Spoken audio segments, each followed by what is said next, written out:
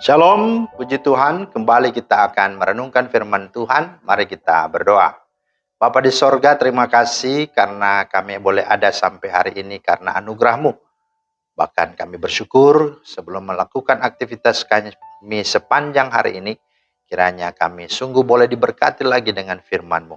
Kami hendak merenungkannya, Roh Kudus memberkati kami. Di dalam nama Tuhan Yesus. Amin. Bapak Ibu, firman Tuhan kita terambil di dalam Matius 27 ayat 32. Ketika mereka berjalan keluar kota, mereka berjumpa dengan seorang dari Kirene yang bernama Simon. Orang itu mereka paksa untuk memikul salib Yesus. Itulah firman Tuhan yang menjadi dasar renungan kita hari ini. Tema kita adalah salib membawa berkat. Nah, Bapak Ibu, Simon berasal dari Kirene, salah satu dari dua kota terbesar di Libya, Afrika Utara, yang didiami oleh lebih dari 100.000 jiwa. Kirene adalah sebuah kota di mana banyak orang Yahudi tinggal dan banyak dari mereka melakukan perjalanan ke Yerusalem untuk hari raya Paskah dan Pentakosta. Simon pada waktu itu berada di Yerusalem karena dia hendak merayakan Paskah.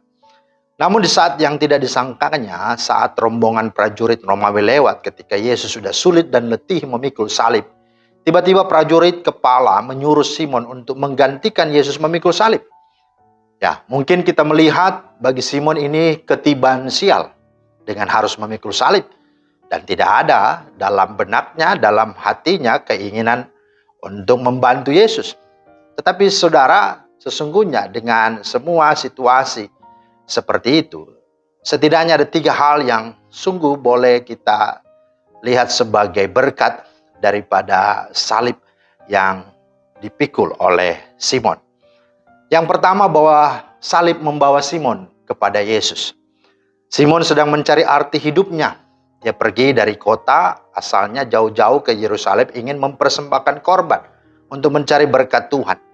Kelihatannya bukan berkat yang dia dapatkan, malah ketiban sial. Namun kenyataannya justru di salib yang dikatakan orang sial dan bodoh, hina dan terkutuk itu, justru salib itulah yang membawa Simon kepada sumber kehidupan sejati, kepada keselamatan.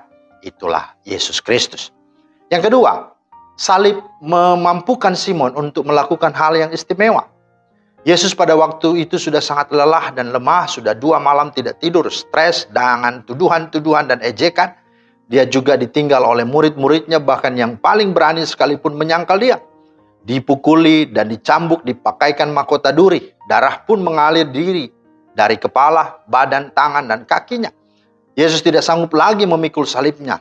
Salib sementara dipegang dipikul Simon sesungguhnya adalah sebuah hak istimewa bahwa Simon boleh mengecap sedikit saja dari penderitaan Kristus. Itu adalah merupakan anugerah dan hak istimewa. Bandingkan juga dengan kerinduan tertinggi Paulus dalam hidupnya. Tidak ada yang lain. Dia hendak menjadi seperti Kristus dalam penderitaannya, bahkan sampai kepada kematian Yesus. Filipi 3:10 berkata, yang ku kehendaki ialah mengenal dia dan kuasa kebangkitannya dan persekutuan dalam penderitaan, dan mana aku menjadi serupa dengan dia dalam kematiannya, supaya aku akhirnya beroleh kebangkitan dari antara orang mati.